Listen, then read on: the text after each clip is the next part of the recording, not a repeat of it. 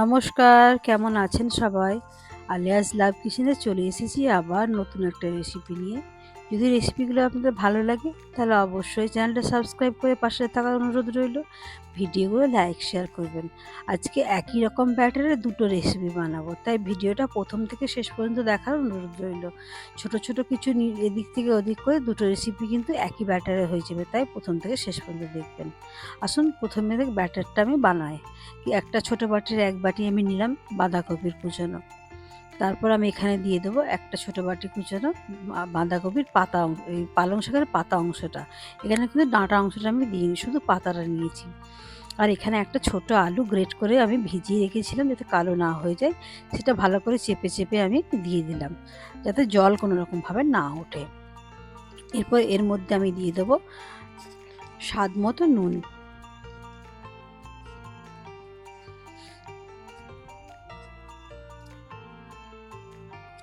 স্বাদ মতো নুনটা দিয়ে এটা আমি কিন্তু বেশ 10-15 মিনিট রেখে দেবো।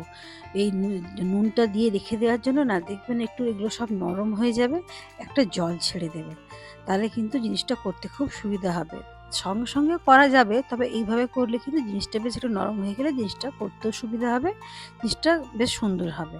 এটা চেষ্টা করবেন একটু বেশ 10 মিনিট রেখে দিলে কিন্তু বেশ জিনিসটা ভালো হবে। একটু সাইডে রেখে দিয়েছিলাম, দেখেই বুঝতে পারছেন যে জিনিসগুলো একটু নরম হয়ে গেছে, একটু হালকা হালকা জল ছেড়ে দিয়েছি। যতটা একটু বেশিক্ষণ রাখতে পারবেন ততটা আপনি কিন্তু জলটা ভালো সুন্দর মতো ছাড়বে। একটু একটু জল আমার ছেড়েছে, খুব বেশিক্ষণ রাখিনি, মিনিট 10 মতো রেখেছিলাম। এরপর বাকি উপকরণগুলো দেবো। আদা আর কাঁচা লঙ্কার কুচানো দিলাম আমি। এরপর দিয়ে দিচ্ছি পেঁয়াজ। কেউ চাইলে নিরামিষ করতে চাইলে কিন্তু পেঁয়াজটা স্কিপ করতে পারেন। এরপর এর মধ্যে কিছু শুকনো মশলা আমি এর মধ্যে দিয়ে দেবো। শুকনো মশলার মধ্যে আমি দেবো এখানে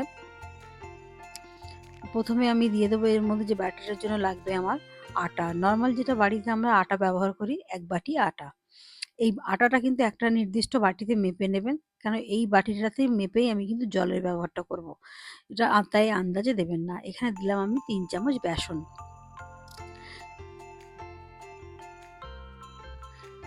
এখানে দিলাম 1 চামচ মৌরি। মৌরিটা অবশ্যই দেবেন, মৌরিটার জন্য এটা কিন্তু খেতে একটা অন্যরকম লাগবে। এখানে দিয়ে দিলাম 1 চামচ আমি গোলমরিচের গুঁড়ো। এখানে দিলাম 1/2 চামচ জিরে গুঁড়ো,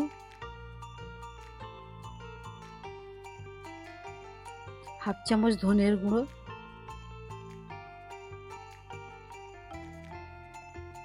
এরপর এগুলো সমস্ত উপকরণগুলো একটু ভালো করে মিশিয়ে নেব।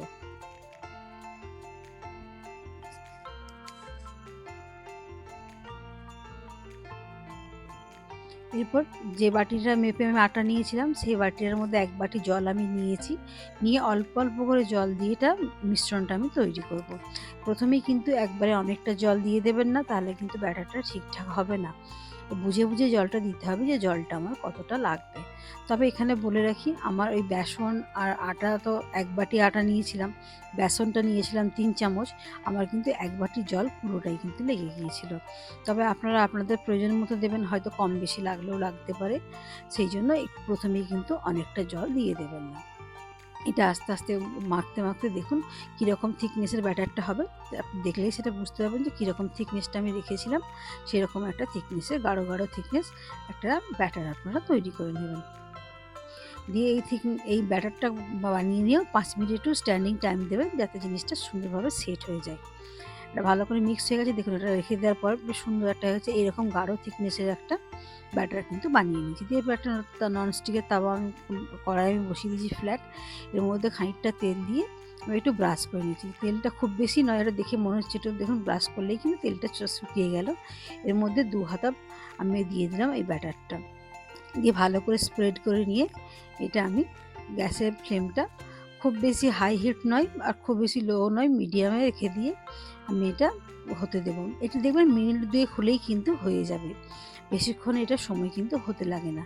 যখন দেখবেন ওপরটা বেশ সুন্দর শুকনো শুকনো হয়ে যাবে, বেশ দেখেই আপনারা বুঝতে পারবেন যে দেখুন ওপরটা কিন্তু বেশ শুকনো শুকনো হয়ে গেছে। এরকম শুকনো শুকনো হয়ে গেলেই কিন্তু এটা হয়ে যাবে। দেখুন ওপরটা সুন্দর শুকনো হয়ে গেছে না? তখন কিন্তু এটা উল্টে দেবেন। এতে আর কিন্তু সেভাবে তেল দেবার দরকার নেই, তবে কেউ চাইলে একটু দিতে পারেন। তেল দিলে একটু অন্যরকম লাগবে, কিন্তু তেল না দেওয়াটাই ভালো। যেহেতু আটার এটা নাস্তা, এটা কিন্তু একটু এমনিতেই হেলদি জিনিস। তাতে যদি আপনারা তেলটা না দেন, একটু চেপে, চেপে করে নেন, দেখবেন জিনিসটা বেশ ভালো হবে খেতে। কেন আমরা তো একটা অয়েল ব্রাশ করেইছিলাম, তাতে কড়াটার মধ্যে একটু অল্প তেল আছেই। সেজন্য এভাবে করেই কিন্তু এই রেসিপিটা আমার একটা রেসিপি কিন্তু কমপ্লিট হয়ে গেল। আপনাদেরকে একটাই দেখালাম, বেশি সময় নষ্ট করলাম না। এরপর বাকি যে ব্যাটারটা আছে অর্ধেকটা আমি করে নিয়েছিলাম। এর মধ্যে চালের গুঁড়ো দিয়ে দিলাম ৩ চামচ। অর্ধেকটা ব্যাটার আমি ওইটা করেছি, অর্ধেকটা এটা করছি। এর মধ্যে দিয়ে দিলাম ২ চামচ মতো টক দই। এই পর্যায়ে যদি আপনার মনে হয় যে একটু নুন লাগবে, দিতে পারেন। আমার মনে হলো নুন লাগবে না, সেজন্য আমি কিন্তু নুন দিইনি। দিয়ে এটাও ভালো করে বেশ কিছু ২-৩ মিনিট আমি ভালো করে মিক্স করে নিয়েছি। এরপরে ওই একই ফ্রাইং প্যানে আমি কিছুটা পরিমাণ তেল গরম করতে দিয়েছি। খুব ডুবো তেল নয়, এটা মোটামুটি মতো তেল গরম করতে দিয়ে এক হাতা করে আমি এগুলো ভাজতে দিয়েছি। এগুলো একটু শ্যালো ফ্রাই মতো করব আমি। এইভাবে দিয়ে দিলাম। একটু ফ্ল্যাট, ফ্ল্যাট করে দিয়ে দিলাম। তবে এর থেকে ছোট করেও করতে পারেন আপনি। দেখুন এগুলো একটা দিক মোটামুটি টেনে গেছে, পেছন দিকটা শক্ত হয়ে গেছে। এরপর এগুলো আমি উল্টে দিচ্ছি। কাঁচা অবস্থায় উল্টাতে যাবেন না, তাহলে কিন্তু ভালো হবে না। একটু উল্টো দিকটা শক্ত হয়ে যাবে, তারপর উল্টাবেন। তাহলে কিন্তু ভালো হবে জিনিসটা। নইলে কিন্তু ভেঙে যাওয়ার একটা সম্ভাবনা থাকবে। এগুলো এরপর লাল, লাল করে ভেজে আপনারা উঠিয়ে নেবেন। দেখুন ২ রকমের রেসিপিগুলোই কিন্তু আমার সম্পূর্ণ হয়ে গেছে। এগুলো আপনারা এবার সুন্দরভাবে চায়ের সঙ্গে পরিবেশন করুন বা সসের সঙ্গে পরিবেশন করুন। সবাই কিন্তু খেতে খুব ভালোবাসবে।